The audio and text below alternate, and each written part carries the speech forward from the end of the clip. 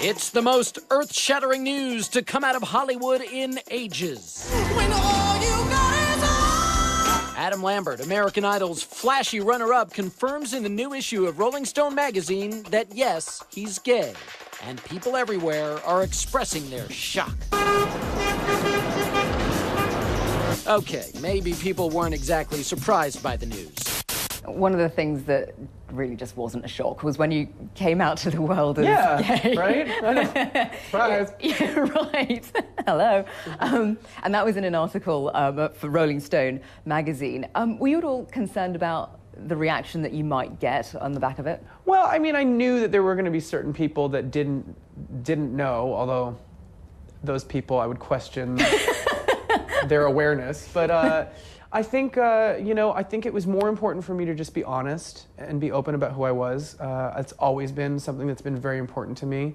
I came out of the closet at 18. I was out to everybody. It wasn't a big secret. I was just never... Your mum says she knew forever. Yeah, no, and it was like, I had been doing musical theater. I had been going out and socializing in the gay community in Los Angeles. And so it wasn't a big secret. I wasn't hiding anything. No one ever asked. A lot of people I've talked to since, even people within the gay and lesbian community look at it like, well, why were you hiding it? And I'm like, I didn't hide it. I didn't flag it around. I didn't put it on a bullhorn because I didn't feel like that was part of what I was doing there. I auditioned for American Idol to be a recording artist and an entertainer.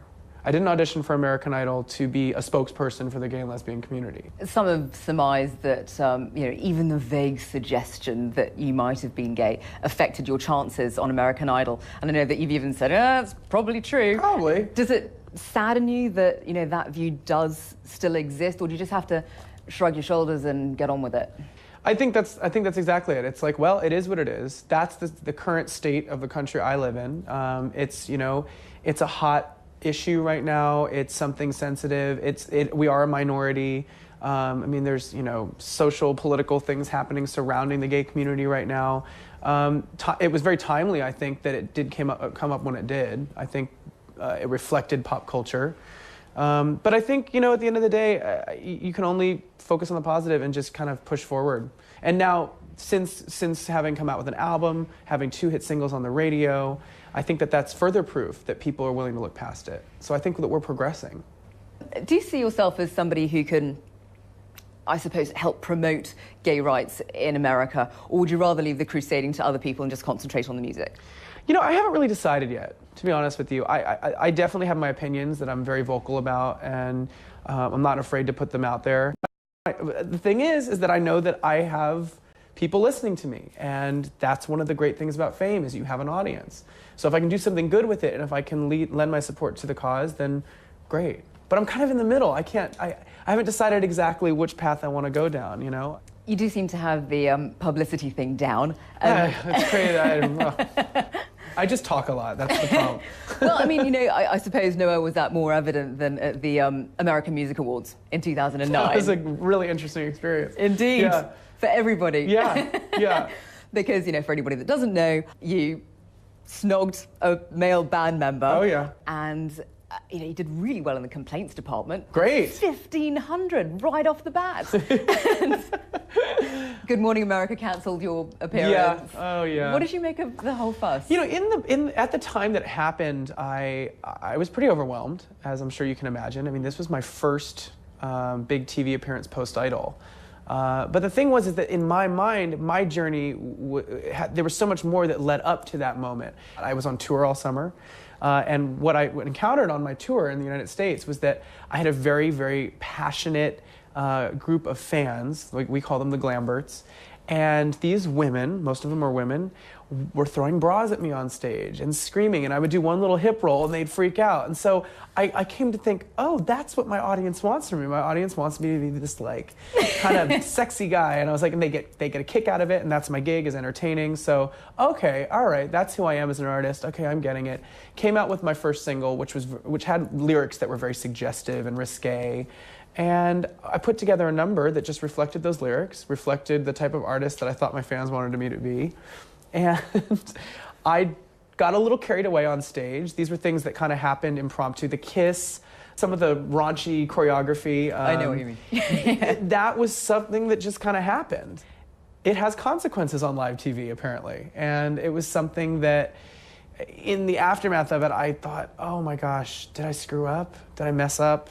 And looking back on it now, like a year later, I realized that it might have been a little too soon, timing-wise, for people.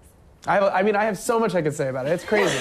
That whole thing was crazy because I still think that there's a little bit of a stigma because of that one performance. And, you know, I think people are going to think what they're going to think, and hopefully I've been able to redeem myself. And Really? You think that people are still sort of holding a grudge about that? maybe not about that particular performance itself, but maybe that performance maybe took some people and alienated them and made me go, that guy's not for me. Did you feel like it was a double standard? I mean, of course, Oh, we've already yeah. seen, like, you know, Madonna and Britney Yeah. Spears, Madonna and Christina Aguilera, et cetera, et cetera. Well, I mean, and that's something, you know, at the time I reacted like, wait a minute. You know, Madonna, Britney, Christina, they all kissed on stage. No one had a problem. I mean, people didn't freak out about that. And I knew that it was because I was a gay man. You can identify as a gay man, but the minute you show it to people, they're like, oh, I don't put it in my face. You know, oh, you're pushing your lifestyle on me. And that's something I hear a lot. And it's like, well, you know, the straight lifestyle is pushed on me every time I turn on TV. Good point. So, I mean, are we after equality? Are we after comfort? Who knows? But I've learned a lot about what people are comfortable with, what they're not comfortable with. And yes, I'm subversive. Yes, I want to push buttons. Yes, I want to expand boundaries. But at the end of the day, I want people to just have a good time. I don't want to make everybody uncomfortable. I want people to enjoy music and dance and smile. Coming up, before the glam, we find out about the young Adam Lambert. Plus, Why is he wearing shorts and flip-flops? Lambert in flip-flops? Like, yeah, I'm a person. So ladies and gentlemen, give a proper honk of welcome to Adam Lambert.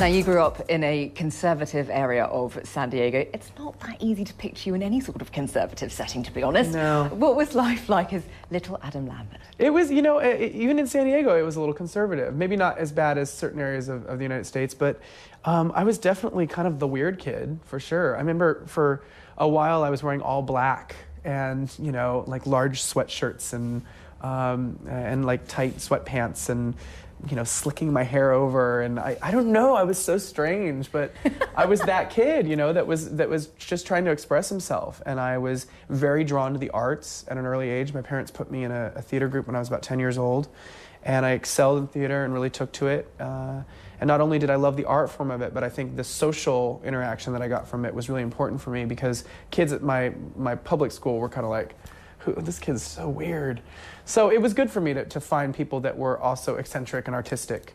And yeah, I grew up, and I knew at about 6th grade that I probably liked boys more than I liked girls. And I kept it to myself. I kept it kind of private because I knew that it would be difficult because I didn't know anybody else that was open about their sexuality, an alternative sexuality.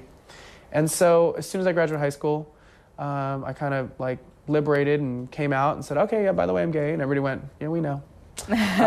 We figured. So when you were hiding your sexuality, do you think that that was what was responsible for your well-publicized self-esteem issues? Probably. Yeah, that's probably a big part of it. I didn't have any way to get any sort of validation. You know, I think, especially like your teenage years, I think people, you know, start going on dates and have their first kiss and all these rituals that we have when you're, you know, coming of age. And I didn't really experience any of those. But the thing that I look back on is that the only place that I felt confident was on stage. That was like that was safer for me than regular life. That was a place where like I knew that I was good at it. I knew that people were looking at me, so I was getting my validation. I could be whoever I wanted to be. I didn't have to be myself. I could wear a costume and makeup and all this, so I didn't have to be me. I could put on a disguise. And at the time, that was really, really protective for me. Then, of course, there was the transformation to, you know, the Adam Lambert that the world knows now. What's the transition been like for you, going from, you know, pretty much anonymous to barely being able to walk down the street and having reporters banging down your door?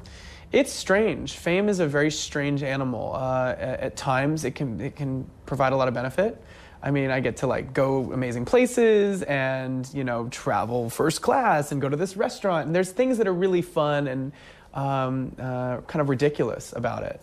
But then there is the pitfall of it, and the anonymity thing. I do miss it sometimes. I miss being able to just have a normal day, or just go where I want, having freedom. I mean, it definitely puts a clamp on your freedom. Without the paparazzi. Yeah, following you. paparazzi and fans and people, and I realize that all of it's good. That it's all, they're just curious, they're just interested. But one of the things I've experienced with paparazzi and media in general is that unless you do like a really deep, full, like in-depth interview like we're doing right now, it's so easy for people to take things out of context or paint you in a very one-dimensional light. And that's been one of the frustrating things about it, is that I think that it's so easy to look at somebody from the outside and go, oh, that person's this, and they write them off or they label them, or we paint them as this thing, where in actuality, I have a lot of sides to who I am. No, I don't wear leather pants and eyeliner and glitter on the beach. Of course not. Of course I don't. You know, I hear people, like, why is he wearing shorts and flip-flops? Lambert in flip-flops? Like, yeah, I'm a person, you know. Without his guy liner? Yeah, and I think that's the thing that's so funny to me, is that we like build up these personas as one dimensions and as people that we feel can't be anything else. And I think people want to see me as this strange, like, gay singer. And in actuality, I'm just a regular guy. You know, I do walk around in a t-shirt and jeans, and I do kick it on the weekends with friends and go eat and have a glass of wine. And you know what I mean? Like, I do normal things. I just choose to look a little bit strange, and when I'm on stage or shooting a video or recording a song or doing a photo, I express myself by being outlandish. But that's just all performance. But if I had you, that would be the only thing I ever need. Yeah, if I had you, then money, fame, and fortune never could compete. If I had you. You've described your music as 70s and 80s glam rock put into a time capsule and blasted off into the future. Yeah. Beautiful imagery. Yeah. Speaking of futures, what do you want for yours? I just hope that I can hang on to what I've got right now and hopefully grow it. I'm very, very lucky to be performing nightly right now on my tour. I have an album out, I have music videos, I have fans that are looking at what I'm doing and enjoying my music, and I just want to be able to hold on to that, because it can so easily slip out. So I'm just going to keep making more music and keep entertaining people. Adam, it was a great pleasure to meet you. Thank you so much for spending time with us Yeah, today. my pleasure. Thank you. Talk Asia, in association with UPS. Put the new logistics to work for you.